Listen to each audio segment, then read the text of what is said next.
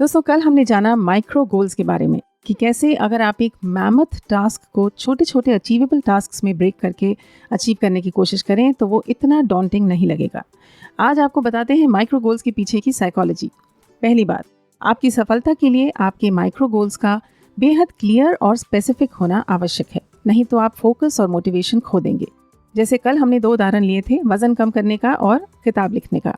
दूसरी बात, हर micro goal को अचीव करके हमारे दिल और दिमाग को एक पूर्णता का, एक छोटी सी जीत का एहसास होता है और हम मोटिवेटेड फील करते हैं। हमें आगे बढ़ते रहने की प्रेरणा मिलती है।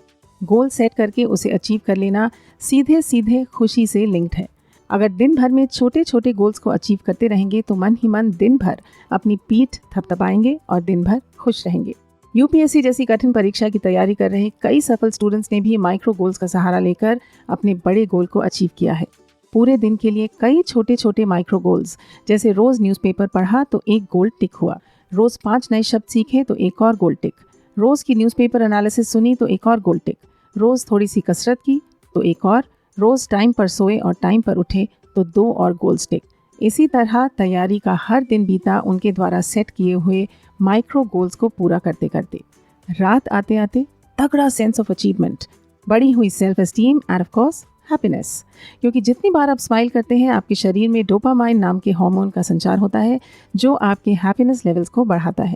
एक और कारण जो हम अपने गोल्स की राह से भटक जाते हैं वो है असफलता पर निराशा और डिमोटिवेशन। अब जब गोल ही छोटा हो गया और आपने उसे पा लिया तो कैसी निराशा, कैसा डिमोटिवेशन। घर खरीदना है तो 20 साल का लक्ष्य मत दीजिए, होगा चाहे 20 साल में, पर खुद को छोटा लक्ष्य ये दीजिए कि आपको हर हफ्ते या हर महीने अपनी सैलरी का कुछ हिस्सा घर के फंड में डालना है। आपका बस यही गोल है अगले कुछ सालों तक। महीने के अंत में हो जाए तो खुद को छोटी सी ट्रीट देकर खुद को शाबाशी दीजिए।